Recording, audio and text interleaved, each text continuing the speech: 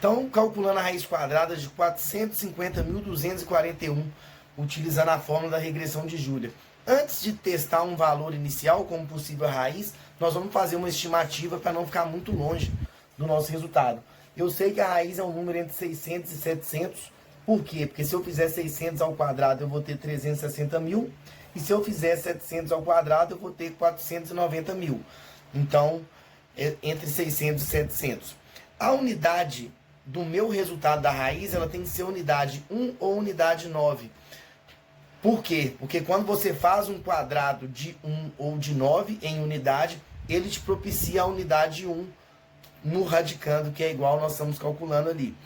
Então, sabendo que entre 600 e 700, unidade 1 ou unidade 9, eu posso dar um possível chute como possível raiz. Nesse caso, a gente precisa pegar um 600 mais alto, porque o 450 mil é mais próximo de 490 mil. Então, tomando um valor inicial como 689, nós vamos fazer agora o quadrado desse 689 e descobrimos 474.721. Agora nós vamos ver qual a distância, né, a diferença que a gente está da nossa raiz. Então nós vamos subtrair o 474.721, que foi o quadrado do valor inicial, pelo radicando, que é o número que eu estou calculando a raiz. Fazendo essa subtração, nós vamos encontrar aí a nossa diferença, né, que é a distância que nós estamos da raiz pretendida, o número 24.480.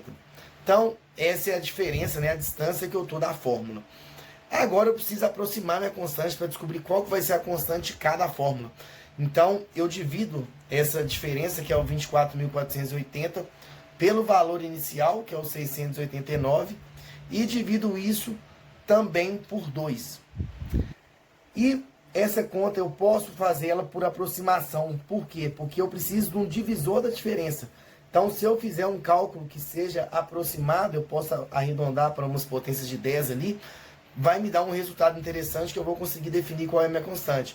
Então, quando eu faço ali o 24.480 dividido por 689 dividido por 2, a conta fica complexa.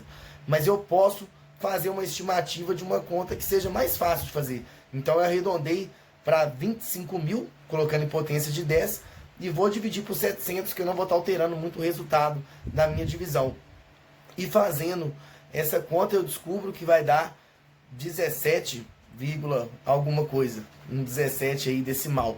E agora eu preciso de um divisor do 24.480 que seja próximo desse 17, alguma coisa. A gente consegue perceber pelos critérios de divisibilidade que aquele 24.480 ele é divisível pelo 18.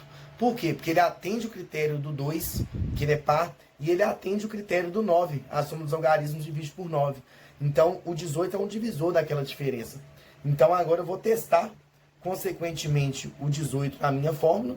Então, a fórmula da regressão de Julia é a diferença, nesse caso, menos a constante ao quadrado sobre 2 vezes a constante. Estou subtraindo nesse caso porque o valor inicial em quadrado ficou maior que o radicando. E fazendo os cálculos, 24.480 menos 18 ao quadrado, dividido por 2 vezes 18. Fazendo essas contas, eu vou ter aí o 24.480 menos, no caso 256, eu vi que eu tinha observado ali, tinha errado no vídeo, mas a realidade é 324, o quadrado de 18, e isso dividido por 36. 24.480 menos 324 vai dar 24.156. Dividido por 36, eu encontro 671. Quando eu testar o 671 ele é a raiz quadrada daquele número. E por ser uma raiz de uma grande quantidade, né, de 470 mil e alguma coisa, é um número alto, a gente conseguiu resolver até com certa facilidade, porque foram poucos cálculos. Imagine quantos cálculos de tentativa e erro seriam necessários para descobrir aquela raiz sem utilizar a fórmula da regressão de Julia.